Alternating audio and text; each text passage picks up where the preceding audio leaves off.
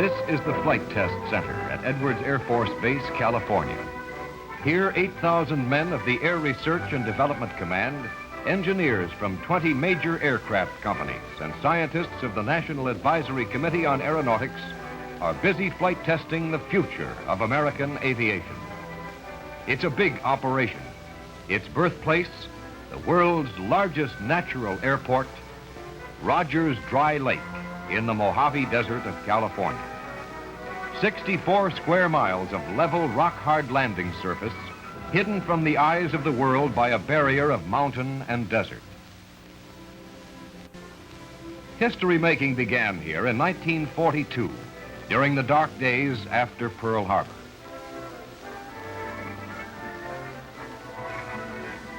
A temporary hangar built on the edge of the dry lake housed one of the best-kept secrets of the war. The Bell P-59, America's first jet-propelled airplane. For the first time, the desert calm was shattered by the roar of jet engines.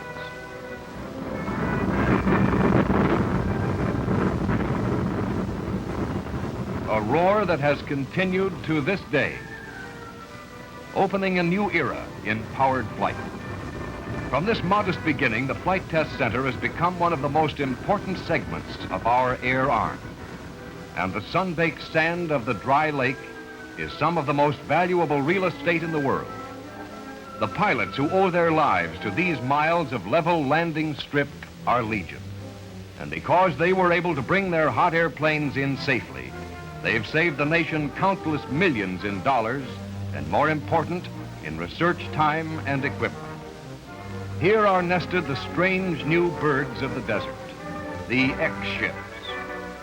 In 1944, the United States Air Force and the NACA launched a program to explore transonic and supersonic flight, a program calling for the development of the X series, X for experimental, X for unknown. The rocket-powered Bell X-1 was the first of the series, and in 1947 blasted through the sound barrier, making its pilot, Lieutenant Colonel Charles E. Yeager, the world's first supersonic human. The Bell X-2 represents a more ambitious project, investigating the thermal barrier. This sleek stainless steel rocket plane was designed to fly supersonic and withstand temperature that would dangerously weaken ordinary aircraft metals.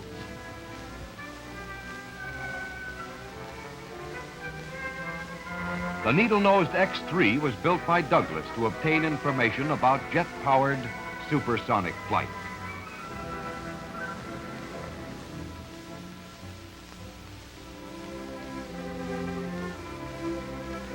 Northrop's flying wing, the X-4, investigated the characteristics of a tailless design, checking out its stability and control problems in the transonic range. The movable wings of the Bell X-5 answered many perplexing problems of wing sweep angles, and through its performance paved the way for the development of today's swept-winged aircraft.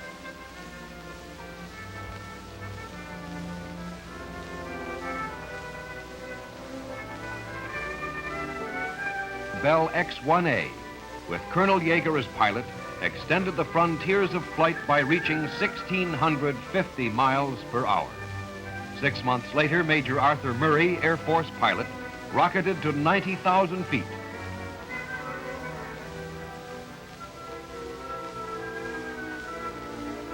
These, then, are the flights of discovery. And tomorrow's airplanes will reflect the knowledge game. The X-ships are the tools of the researcher, carving out the future of American aviation. The workshop is the desert air over Edwards Air Force Base.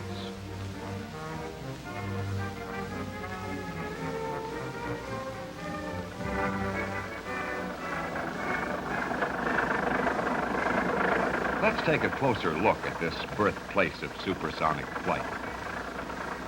Visit Edwards and see for ourselves just what goes into the testing of an X-ship. Meeting the men who are responsible for high-speed research, men like Lieutenant Colonel Frank K. Everest, test pilot.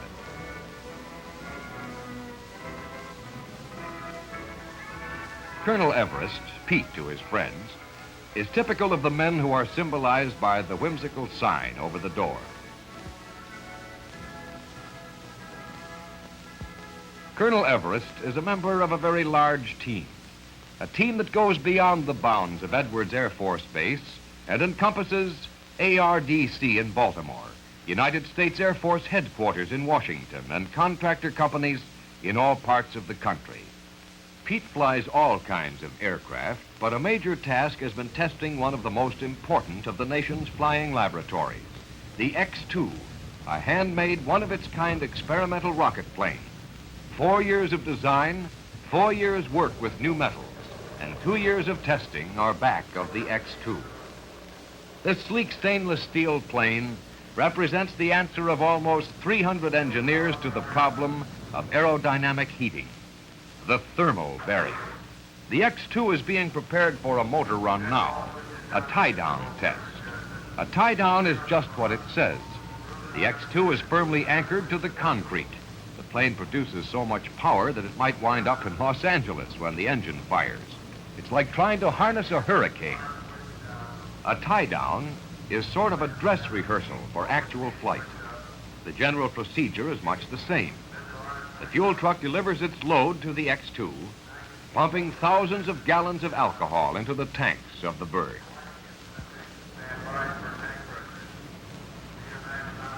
Number 2 system pressure, normal.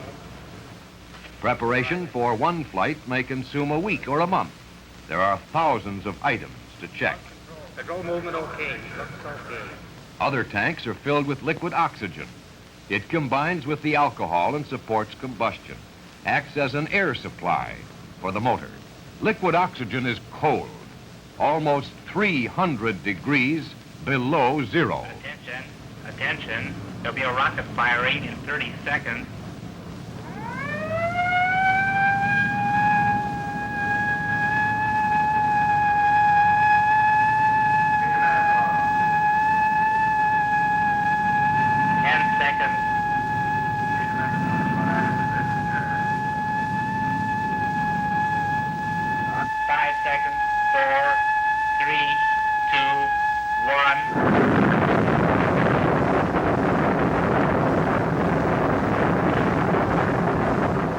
Here is sound you can feel and taste. Power, unimaginable power. This Curtiss-Wright rocket motor could move a modern battleship at high speed or pull the workload of 15 freight locomotives.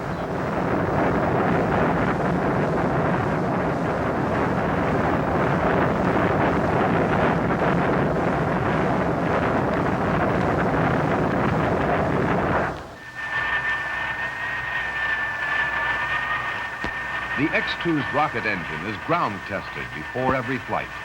With everything checked out satisfactorily, a flight is scheduled. First, there is a flight briefing, attended by the X-2 pilot, crew of the carrier, engineers and supervisors attached to the project. Every detail is carefully gone over. Looks like we have a good day for it. Hi, Pete. Okay, let's get going. Okay, takeoff at 0830. We'll be dropping at 0945 over Victorville. Landing on the Navajo Strip from east to west. Anything else, Pete? I'll shoot for the double line, so be sure all personnel and vehicles are kept 2,000 feet back. While the flight programming is being meticulously screened, the X-2 is also being readied. She's clean, streamlined, and power-packed. The swept-wing beauty is towed to the ramp and loaded into the bomb bay of a B-50, converted to carry her aloft. The X-2 could take off from the ground under her own power, but to save every drop of fuel for high-altitude runs, the B-50 lifts her 5 or 6 miles into the air. Then the X-2 takes over, almost like a 2-stage rocket, climbing, reaching for 10 or 15 more miles of thin-aired space. Each step higher gives man new altitudes to conquer. Someday, the moon. But that's the future. Right now, we're laying the groundwork. The two birds are finally mated. Now come the final hours of preparation. Checking, examining, and re-examining all through the night. The routine of flight testing. A slow, methodical, round-the-clock routine. The pilot's day starts early. Quick breakfasts, quick goodbyes. His is a challenging job, but it's part of a routine. Now the schedule takes over. Nothing is left to chance. The checklist becomes your only master. Checking and double-checking is your margin of safety. This is where it begins, in a locker room. But the big game is the serious work of research. Research that may save the nation's aviation industry years of effort, millions of dollars, and countless lives. Attention, attention. All flight personnel assembled by the B-50. Here is the flight team, the crew, the observers, and a young man from a small town in West Virginia, a career Air Force officer, the pilot of a multi-million-dollar flying laboratory. This is the man who is the key to years of work, concentrated days of preparation. Attention, attention. B-50 crew towards the carrier.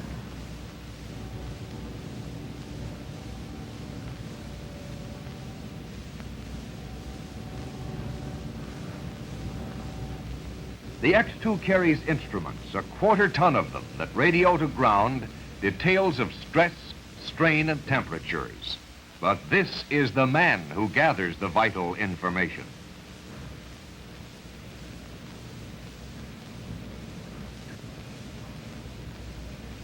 He sits alone in the nose of the bomber, seemingly relaxed, but totally conscious of the assignment ahead. He sits alone. But the hundreds of engineers, technicians, Air Force personnel who have lived with the X-2 are riding with him.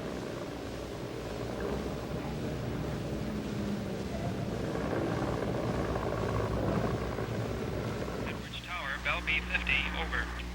Go ahead, Bell. Bell B-50, ready for takeoff, over. Wind southwest 7, cleared for takeoff, over.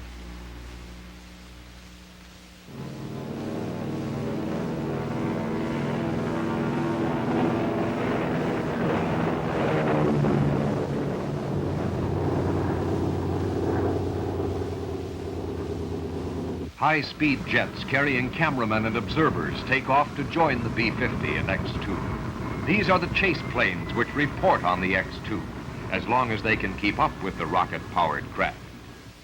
The B-50 is now reaching for its rendezvous, the launching altitude for the X-2. The last checks are being made. Item 14, check. Launch panel camera on. Okay, Pete. We're at altitude. Enter the X-2 cockpit.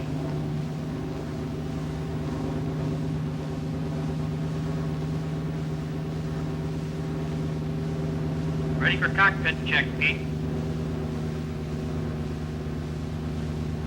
Okay, oxygen pressure normal. Warning system switch on. Pressure demand regulator on. Check. Emergency cabin pressure off. Off. Check.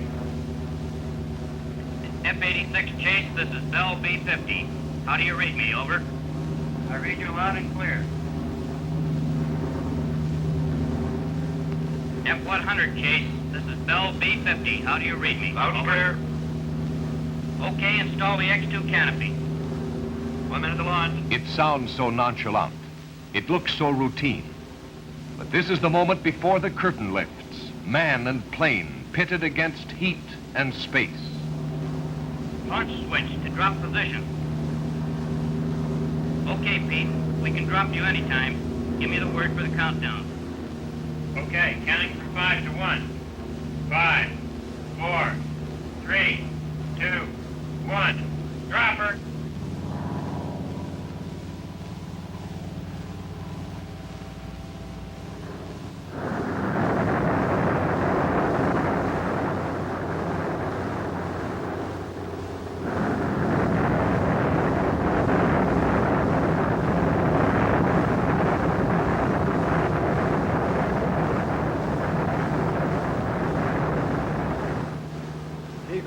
There she goes.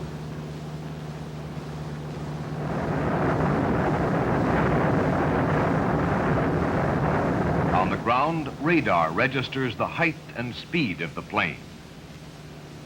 Come on, bring it faster. She's moving. Recorder's running. All channels open. Every detail of the plane's performance is recorded. Instruments measuring the forces exerted on the X-2 during flight. Temperature, fuel consumption, strains, stresses. Man, look at that baby go. I wonder how he feels now.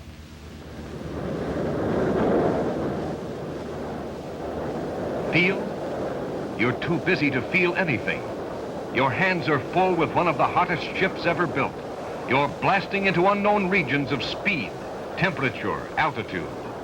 One pilot and one plane, collecting information that will determine the designs of tomorrow.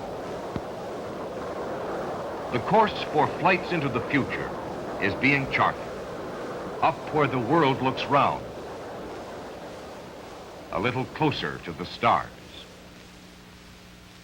Now is the time man makes history alone, out of sight, except to the cold metallic eye of radar, whose humming recorders measure the flight's progress as a single mechanical line. For anxious observers on the ground, there is only the empty sky, endless, unresponsive. F-86 is spell control. Can you see him? Over. Negative, out of sight. Hold it. There he is. I see him. 10 o'clock high, heading north fast. He's shut off power and he's gliding.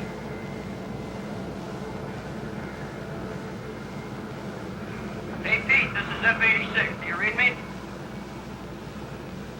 Yeah, boy. I'm about 10 miles north of the base. About 30,000. I have you. How'd she go? Real good. No sweat. Does everything look okay on the outside?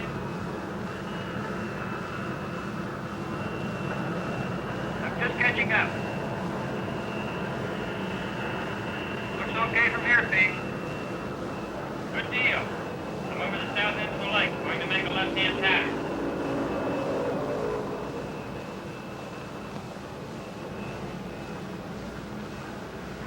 On my final, I've got about 200 indicated. Can you give me my altitude on landing?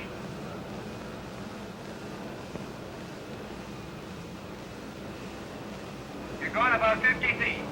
40 feet, 30 feet, 20 feet, 10 feet, 5 feet, 5 feet. Looks good. Looks good. Mighty fine.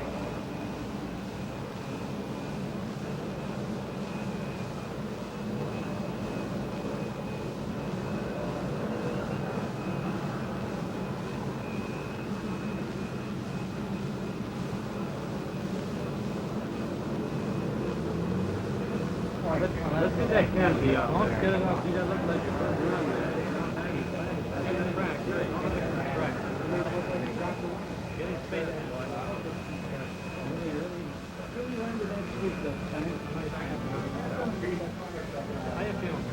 Oh, great. Okay, Pete. How's the run go, Pete? Colonel Pete Everest is hardly out of the cockpit when the post-flight interrogation begins. Questions, questions, questions. This will go on for hours, for days. The pilot's reactions will be matched with those of the recording instruments he carried miles into the sky.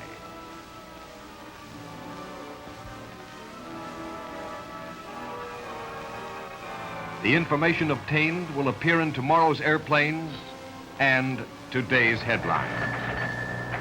Washington, D.C. The Defense Department announced that the Bell X-2 is the world's highest and fastest plane.